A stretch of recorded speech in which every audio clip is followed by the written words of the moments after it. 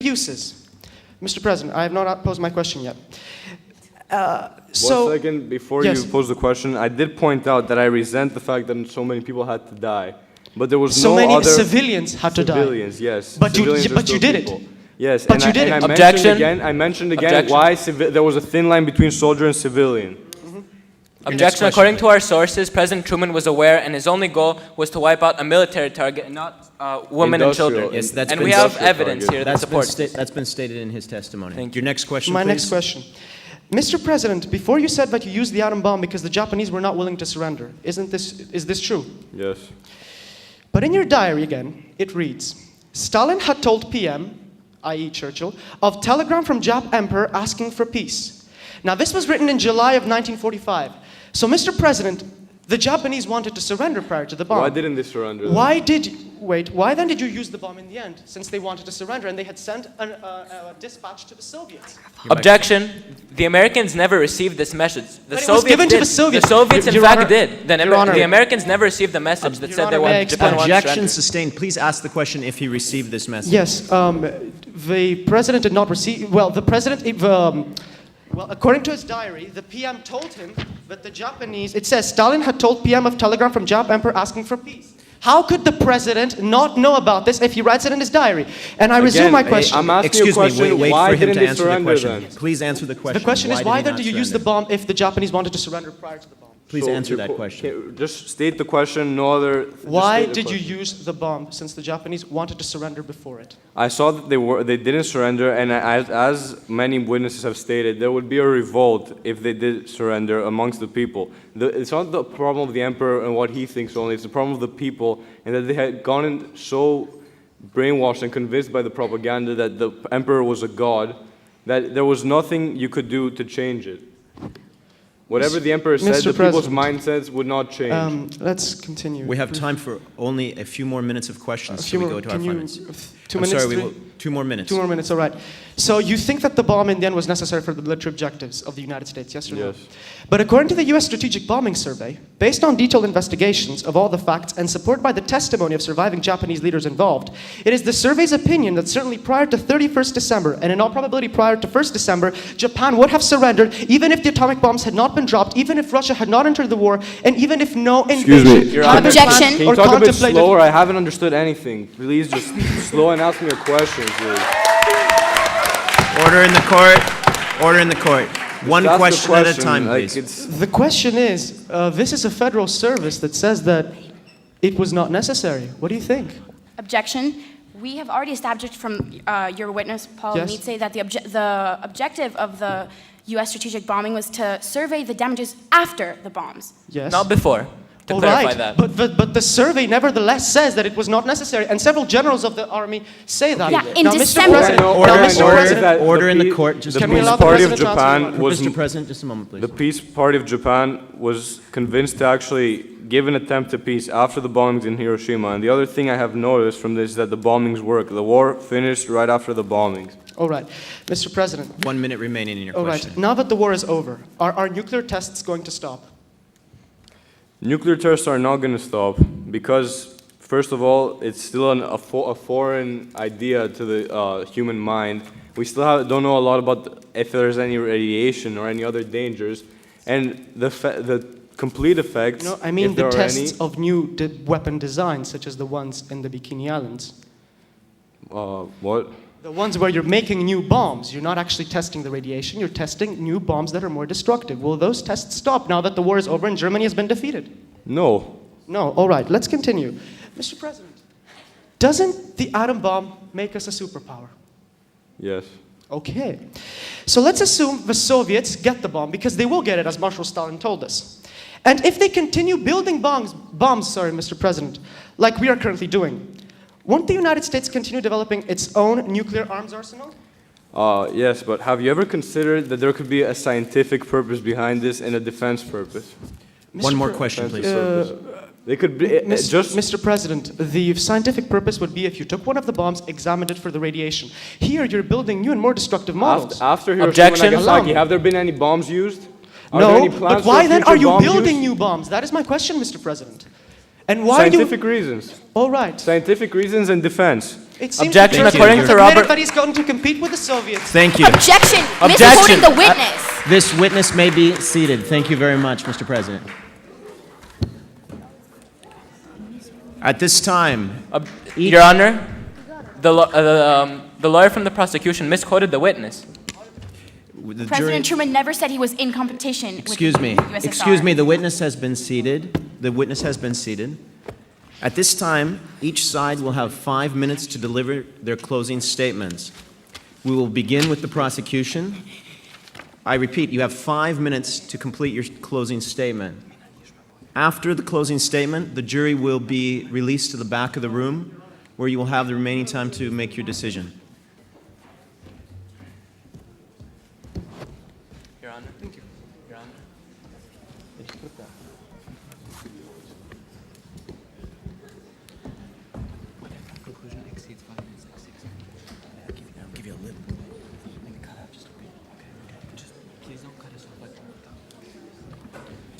Okay, order in the court, please, for the final closing. Prosecution, your closing statement, please. Your Honor, esteemed members of the jury, ladies and gentlemen, good afternoon. A year ago, after the end of the most deleterious and ferocious war in human history, the United States of America, our country, the arsenal of democracy, along with several other nations, converged to form the United Nations Organization. An organization that will seek to safeguard international peace and punish all war criminals. Ladies and gentlemen, if today we do not condemn President Truman for his war crimes, the credibility of this organization will be diminished forever. It will assert that the powerful and victorious can commit war crimes and get away with it. That they're allowed to do anything in order to win their wars.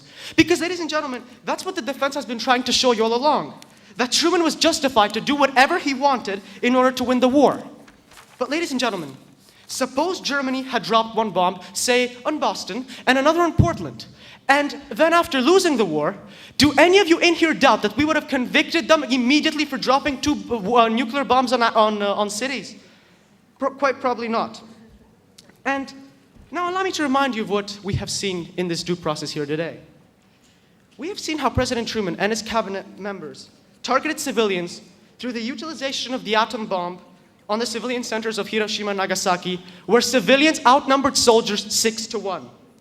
And we also saw how Truman targeted civilians again prior to that through the Tokyo firebombings, which are the exact same firebombing as what happened in London, which has been convicted as a war crime. The defense, on the other hand, ladies and gentlemen, has recruited the same notion as the Axis powers and has stated that the bomb was justified because it brought a psychological blow to the Japanese.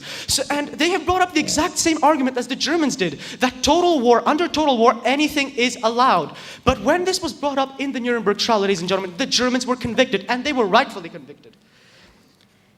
So we have further seen through the testimonies of Emperor Hirohito and Colonel Hayashi that the leaflets were an ineffective means of warning the Japanese, since they were dropped literally everywhere. Where are you supposed to go if every city, village, town, and hut in Japan is liable for an attack? Where will you go, ladies and gentlemen? Moving on, we have also shown you how the atom bomb was unnecessary. As Emperor Hirohito told us here today, had the Potsdam Declaration guaranteed the safety of the emperor, the Japanese would have accepted it. This then was verified both by Colonel Hayashi and Ralph Bard, an American official. In addition, the US Bombing Survey, a federal American survey, not a Japanese, an American, has posted a report that evidently states that the Japanese would have surrendered even if the bombs were not used and even if no invasion was to take place, against what the defense has been saying. Now, what we have heard, ladies and gentlemen, is an attempt of our country to assert its power and claim that America is the world's superpower. Apparently, our president used the bomb in order to scare off the Soviets rather than to win the war. Because our government, ladies and gentlemen, needed to win the war before the Soviets could enter Japan. Because we needed to establish some political and military supremacy over the area. As even President Truman told us, we had to make sure that the Soviets wouldn't get there. This was then characterized by Marshal Stalin as an imperialist policy, and the utilization of the bomb was further characterized as an expansionist policy, and Marshal Stalin told us that the Soviets will retaliate and will develop their own atom bomb. So we have just unleashed a cancer that will metastasize and infect the entire world. So we will have to spend trillions of dollars over the next few years, trillion of taxpayers' money, in order to compete with the Soviets in armaments, and we will have to neglect primordial sectors such as social welfare. Officially, President Truman has put us into the greatest arms race in history. And I will pose the same question again. What if hostilities break out between two countries that have the atom bomb? What will happen then? Will we choose an easy way to end the war, as President Truman say, and bomb the other country? The answer, ladies and gentlemen, is that we could have a possible nuclear warfare, which, as has been presented from the document, could lead to the destruction of civilization. Then, ladies and gentlemen, the defense tries to use a lie, a blatant lie. Their scientists claim that they did not know exactly and did not have much information on the radiation. But Robert Oppenheimer had sent the Brigadier General a memorandum mentioning exactly the amount of radium that would be released during detonation. So that fact clearly does not stand. And finally, ladies and gentlemen, we have all witnessed the unacceptable ignorance of President Truman, who was never completely aware of the actual situation on the battlefield and in the diplomatic arena. Ralph Bart said that he was clueless. I mean, we even saw that from his own diary where, again, he writes that he did not have a clue of what was going on. However, that cannot vindicate him of his war crime, because as president of our country, he was obliged to know what was going on. We were a country in war. He was supposed to know before becoming president, as vice president, what was going on in foreign policy and in military objectives. But again, he did not. 20 seconds remaining. In effect, ladies and gentlemen, today is a historic day. It is a day when the unbiased justice of the free people of the United States of America, the arsenal of democracy and justice, has to make the greatest verdict perhaps in its history. Will we tolerate such usurpation to human dignity? Will we set free the man who has driven us to a nuclear hell? Well, let me come clear on you with this. We, on the prosecution, will not tolerate the war crimes of this ignoramus who callously targets civilians and unleashed a weapon of unprecedented potency that can destroy the very foundations of our mankind. It is our duty toward the people of the United States and the free peoples of the world to convict this man and to convict him from the bottom of our hearts. Thank you, ladies and gentlemen.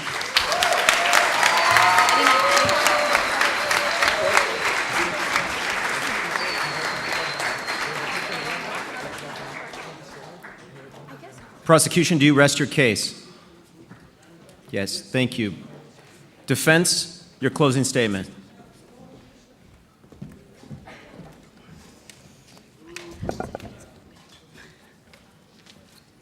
Order in the court, please.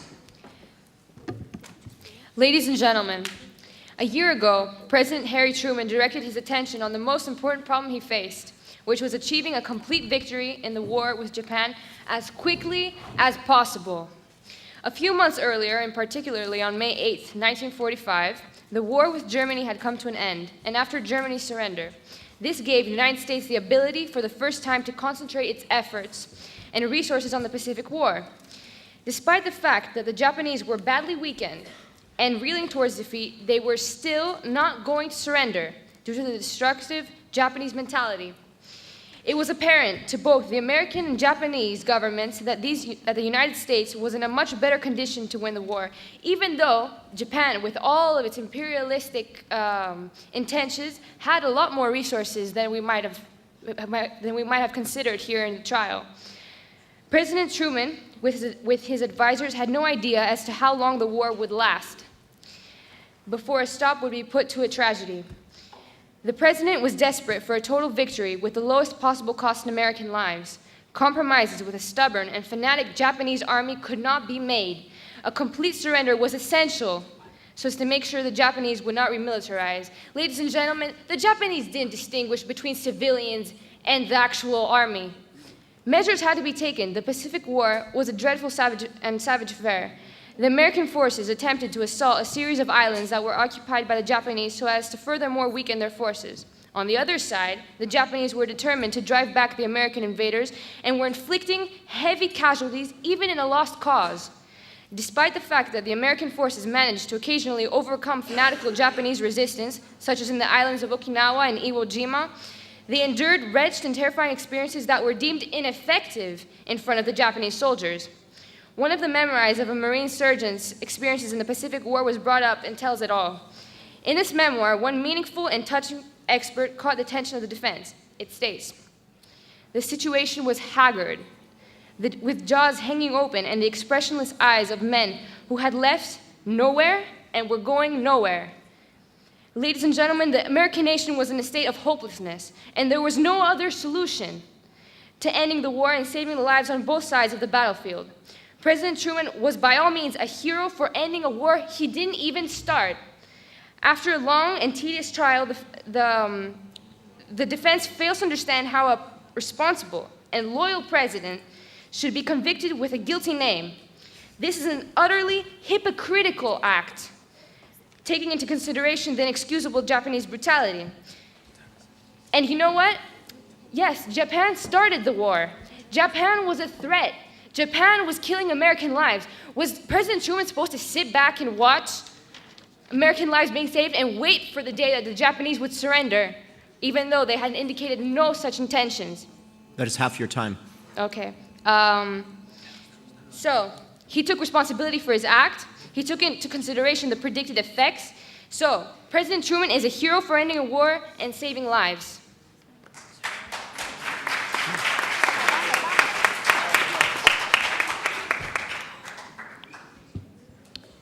Ladies and gentlemen, we gathered here today to prove the innocence of a hero, President Truman. As Bailiff Papadasso stated in the beginning of this court session, we swore to tell the truth and nothing but the truth. And let me ask the same question to the prosecution. Did you tell the truth? And the answer is simply no. The prosecution came up here today to convince us with their ludicrous and false arguments that Japan was prepared and on the verge of surrender. Unlike the fellow side of the prosecution, we, as the defense, would like to take into account what really happened in those glorious for the American nation days of 1945.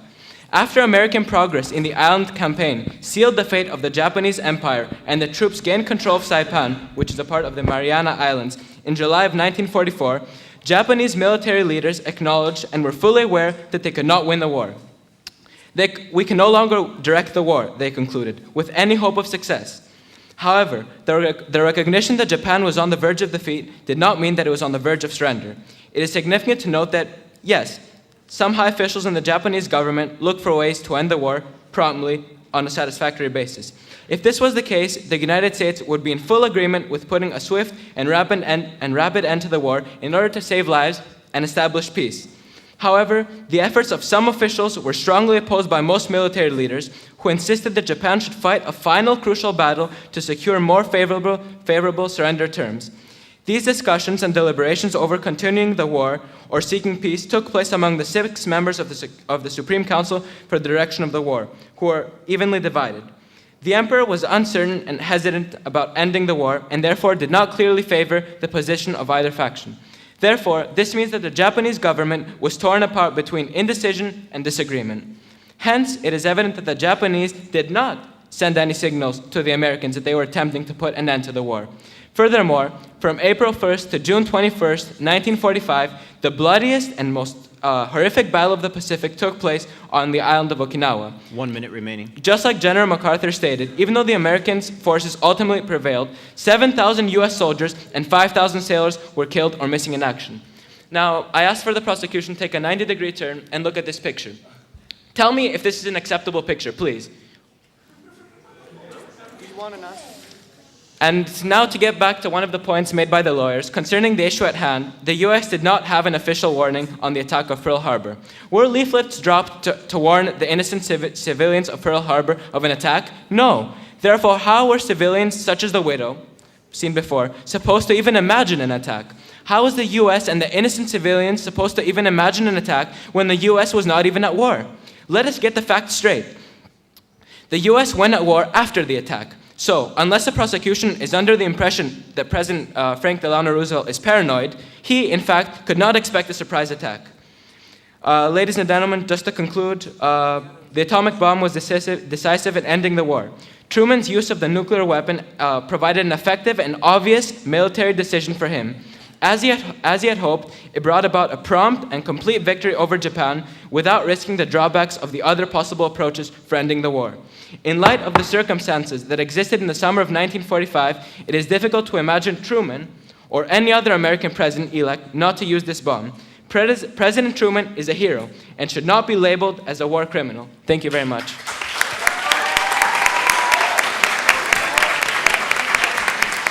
At this time, the jury, please excuse yourself to the back of the stage.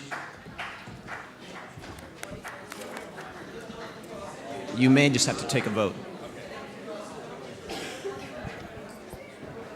If everyone else would please remain seated.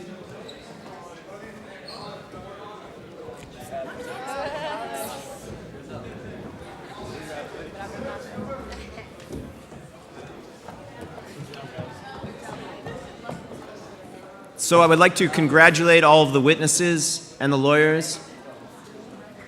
This is kind of a tie-breaking year because we have an equal number of guilty and not guilty verdicts from the past years. All right, take a seat.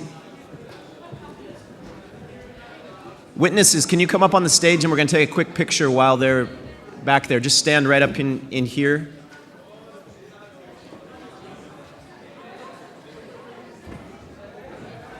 Lawyers, you guys can get in there too. Are we going to be in it too? Yep.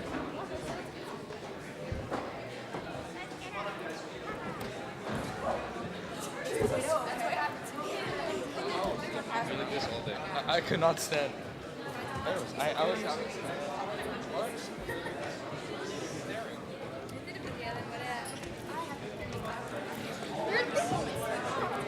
Right up here.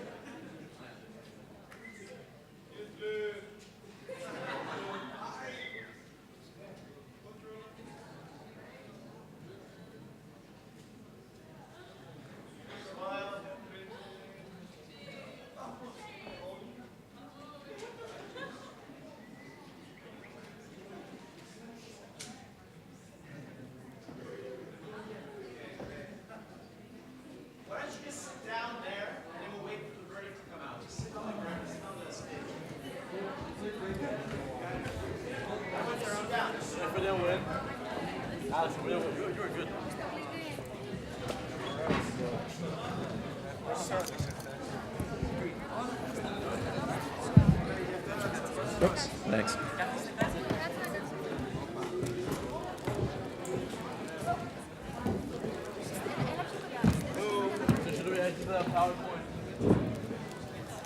While we're waiting, I would like to give a special thank you to the staff of the theater, especially the sound tech, Linos, Kira Vavara. Thank you very much. Just give them a round of applause for all the work they did for putting this together. And Mr. Potak, we'd like to give a special thank you. He organized all the technical links to the internet, and we appreciate that, Mr. Potak. Let's give him a big round of applause.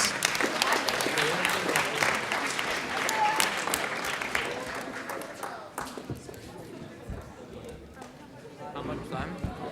Yeah, just waiting for the jury. How much time is it? 3:30 right now.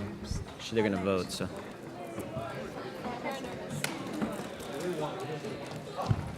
So the jury is made up of a mixture of teachers, students, and alumni. Actually, we have alum in there too, so.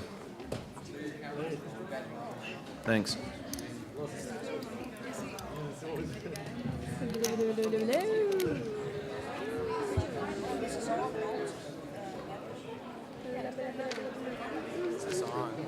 Is this on?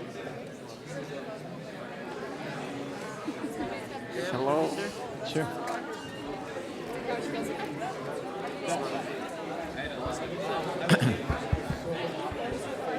Okay, would you guys sit down, please? Sit down on a seat. Sit down. Jury, where's the lead juror? Okay.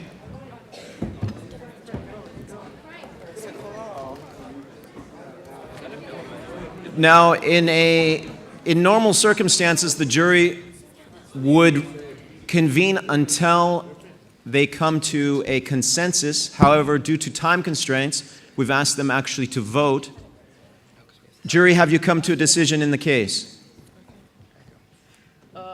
So after considering the case, the jury finds that President Truman was not guilty. And could you describe the final decision-making process? Okay. Quiet, please. Listen to their decision. Okay, so it was a 9-3 vote, and the main points that reoccurred were that the defense witnesses near the end were very strong, and we thought that the prosecution the conclusion was strong, but it was all over the place in the middle, and we thought that Truman considered it options. Yeah, the options he considered. The options he considered were good. So in a final 9-3 vote, please rise, Mr. Truman. You are free to go to Mykonos for your vacation. This court is now adjourned. Thank you very much.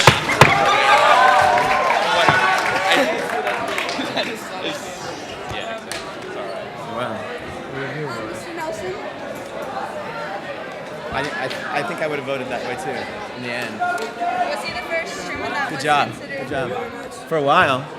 Good job, guys. Mr. Nelson, Katie texted me and she told me to tell you that she was like vomiting. She got really sick last night and that's why she didn't come in today. So she might be a little cautious.